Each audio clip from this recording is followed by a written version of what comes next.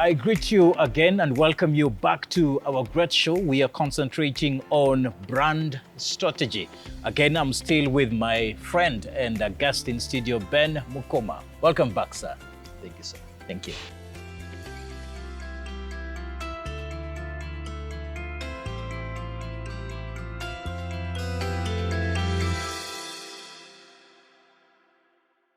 Now, tell me, in building the brand, I know you've walked the journey with a number of companies, and you must have some practical examples of companies that you've seen, position their brand so well, and you can give them a 10 out of 10.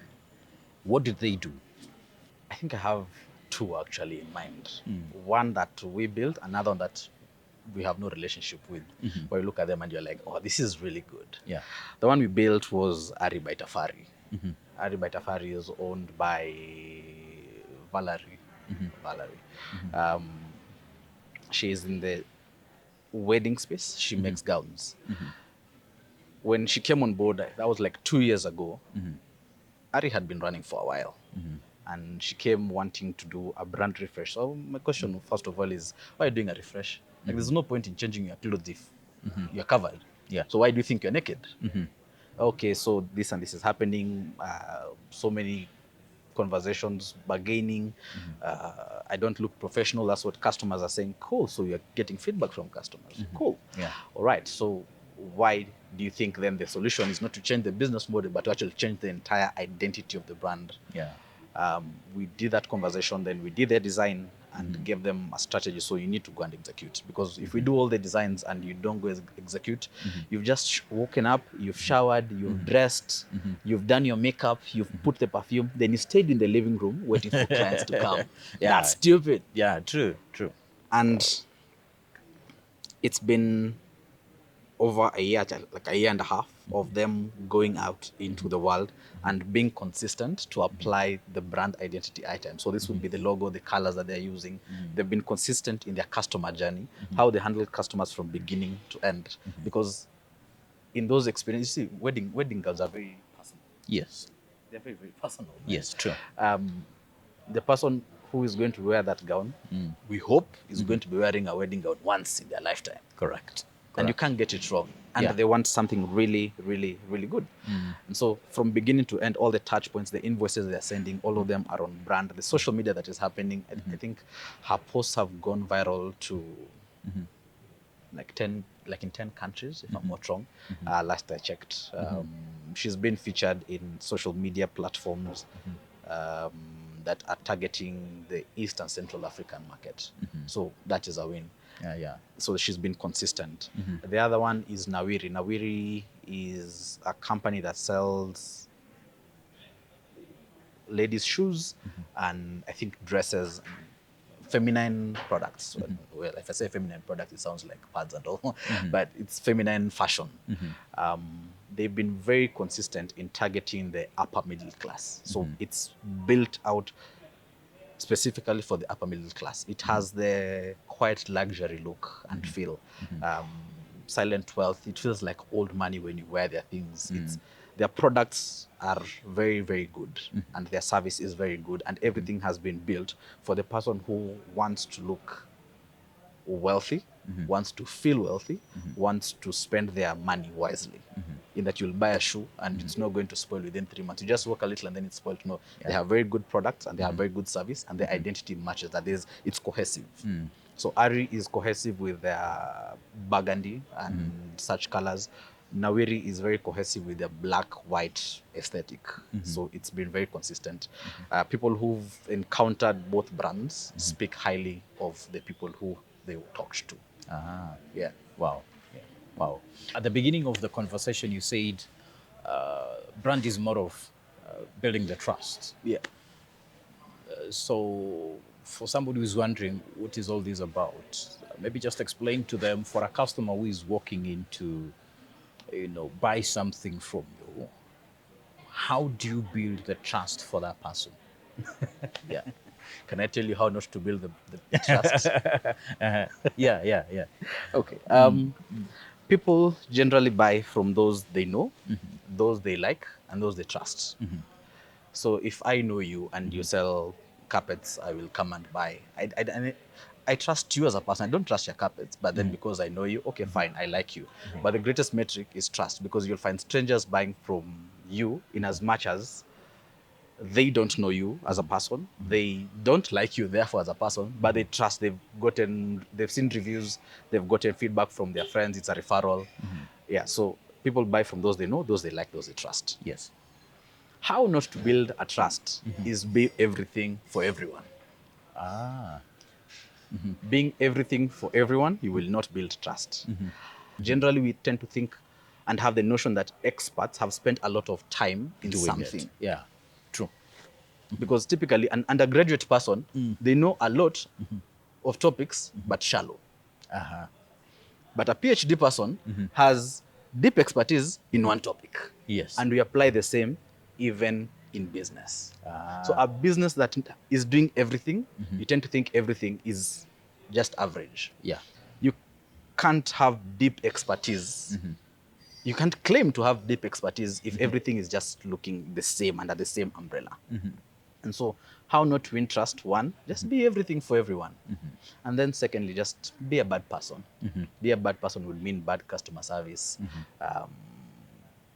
Talk to people rudely. You won't win trust. If all the reviews on Google are just bad reviews, I wouldn't even have to think twice. Yeah. It's difficult to get a good review. It's very difficult. Yeah. But it's very easy to get a bad review. You try it. It's very easy to get a bad review. If I am grieved concerning something, I'll say. But a good review, I'll be like, oh, I love it, and I'll just tell someone else. In fact, I think there's a statistic that says a good review is worth 3 bad reviews. Yeah. I don't know the validity of that, because generally 3 bad people can come and say, but a good person, by the time they are spending time to just come give feedback. So how not win trust? Just be a bad person, and then be a jack of all trades. Becomes difficult to win trust. Applies even at a personal brand level, actually. Yeah. Yeah, if you are trying to do everything, you are an MC, you claim to be an expert in auditing, you claim to be an expert in brand design, you claim to be an expert in data analysis, I'll doubt you. Yeah. You'd be like, I'll doubt you. you sure So you're gonna I give can't it a trust you. If I bring you on board for data analysis, I can't trust you. Yeah. Yeah. True.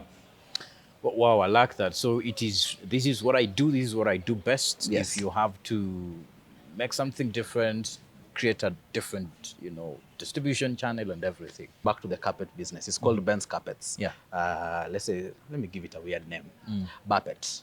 So I have Buppet. I sell carpets, very high-end carpets. And then Buppet does really, really well. I'm like, ooh, Buppet has grown. Yeah. I can open a cafe and call it Buppet. Ah. They want to leverage the brand that it already had, because it's already known for value. Let me add something else, even if it's going to be high value. But the problem with that, those are called line extensions. You are no longer feeding the brand. You are now milking the brand. Yeah. And you dilute what it's known for. Because anybody who would say, hey, Buppet, immediately it's like that, the word horse. Yeah. Immediately you already think of, Buppet, very good carpets. But now I'm told Buppet, I'm like, is it bread? Is it carpet? Is it coffee? Is Yeah. it tea? I don't know. Yeah. I like that.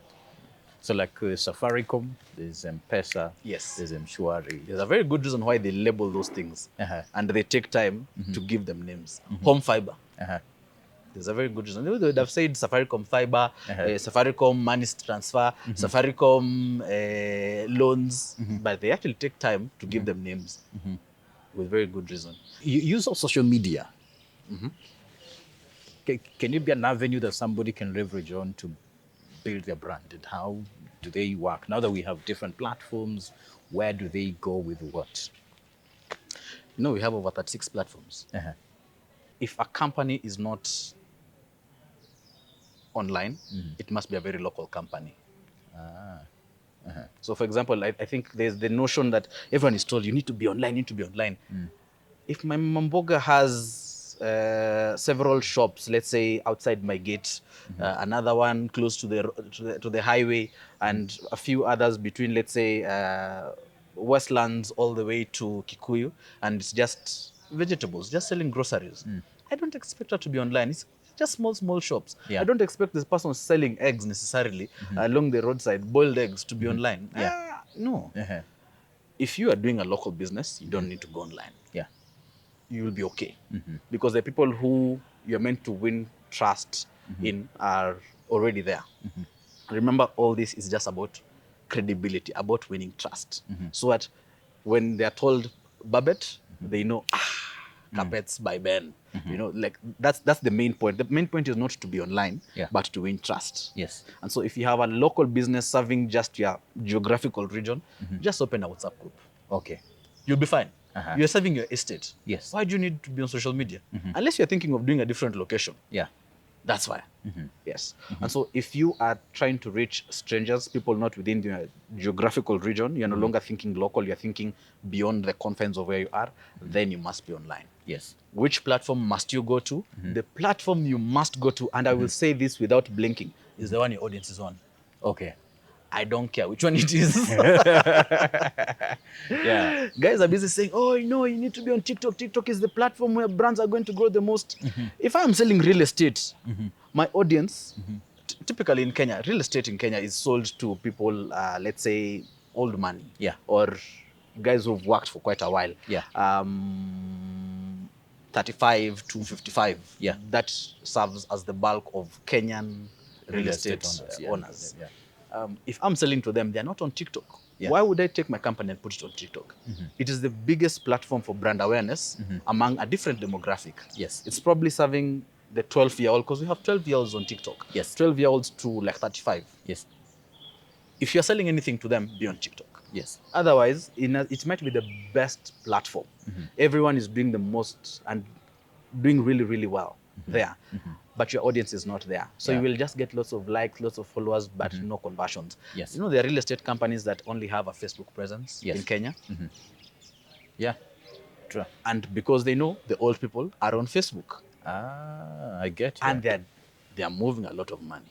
So the platforms you must be on are the ones that your current audience is in. Yeah. The second platform you should be on is the one that your next client is going to be in. So back to the example of real estate. So the old people are the ones who are doing a lot of transactions right now in terms of real estate. Yeah. But we have a whole group of 25 to 40-year-olds Yes. that are now thinking, oh, I need to buy land, I need to build my home. Yeah. It's young families, and they're thinking about purchasing. Yes. Instagram. Instagram. Go to Instagram, because Instagram has better conversions. Yeah. If not Instagram, then probably Twitter. Uh-huh. Because most of the people who have such thoughts, you'll find them on Instagram or Twitter. Yeah. If you want to reach, you want to sell to the youngest generation, probably in around 5-10 years, that real estate company should be thinking of going into TikTok. Wow. But others are spun now. If that's not your audience, just leave it alone. It's for others, it's not for you. Even salt companies don't sell to everyone. Why do you think you're going to sell to everyone? Yeah. Find your audience and serve those ones. Go to that platform that they're on. That's the easiest way. When you've gone to the platform, how do you gain traction? How do you get what we call viewership? Is sponsoring the ad the only thing that you're gonna do? I find sponsoring the ad to be pretty much like a jolt of adrenaline to the post. In fact, I don't recommend sponsoring any posts unless they have already done well organically. One, do the content and send it out. Guys are busy trying to do ads because they don't have content. Okay. If you go to an advertising company, most of them make money from the money you spend in advertising. So if you spend $1 million, they're like 10%. 100,000 comes to us. So of course they'll encourage you to spend more on ads. The more you spend on ads, the more you spend on events, the more you spend. That's how they make their money. That's their business model. It's about the value of the project, and therefore they get a percentage of that. So they're going to encourage you. Yeah. But I think content marketing, as hard as it may be, so content marketing is what we are doing right now. Yes. This is content marketing for you guys. Because you are releasing content that is beneficial to the viewer. That's it. This is content marketing. It doesn't take off immediately. In fact, statistically, it takes anywhere, well, let's say an average, let's say an average of 18 months for you to see good traction there. But it requires consistency. Every single day, if possible, do as many posts as you can. Uh-huh. If you can do one, according to capacity yako is one, just do one. If you can get up to like 5 per day, do it. There's no limit as to the higher side. Guys are thinking about, so what is the minimum amount of content I need to put out for traction? No, think the reverse. How much value can you create with your content that guys are going to consume until they're like, oh, please, can you come and do this for me? Yeah. That should be the perspective, that you are trying to outgive your audience. Let's not be looking out for ourselves as entrepreneurs, whereby we are thinking about how much money we'll get from I need to invest just this amount. Think about how to create as much value for them. Yeah. Because reciprocity will happen. The more value you create for your audience, the more value they create for you. They come on board and they trust you so much because your content is really nice. Yeah. They come and engage you. They give you good money. They give you referrals because they've trusted you enough. Yeah. With a lot of wealth that they've made with the sweat of their brow. Yeah. Yeah. I like that. There's common knowledge that people want to spend 30 seconds on a video. So when I'm doing my video that I want to be consumed outside there, and I want to do it in a sentence, what are the keywords in my sentence that if somebody comes 10 seconds, they already know what I'm saying?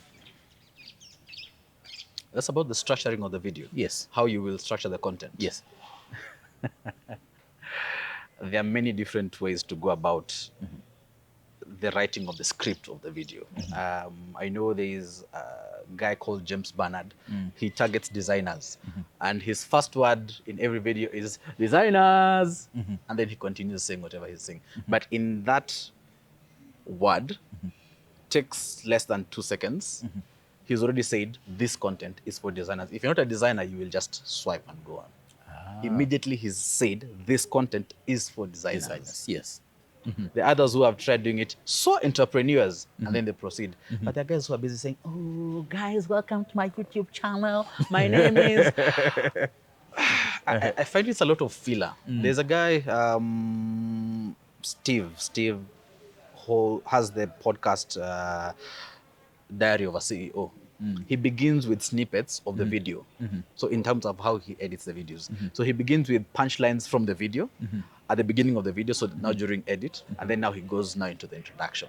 So just to set the context. So this, hey, so I was with so-and-so, and this is what we were discussing. So enjoy the conversation. And so if you have a limited amount, just go straight to the point. If you have a limited amount of time. If you're doing long form video, so there's short form and long form. If you're doing long form video, you can do snippets of the content that everybody will be like, oh, and in those first few seconds, they're like, oh, I need to watch the rest of this video. Yeah. And immediately you do that, guys are going to get hooked. They're going to get more views. They're going to spend more time listening because you're creating so much value for them. Yeah. That is the end of our show. We appreciate you for always joining us, and thank you for following through the conversation. We're hoping that you've picked a lot of nuggets from that and you writing them down. Remember to click the like button, share these within your circle. Let as many people as possible learn from this. Until we see you in the next episode, the Lord bless you.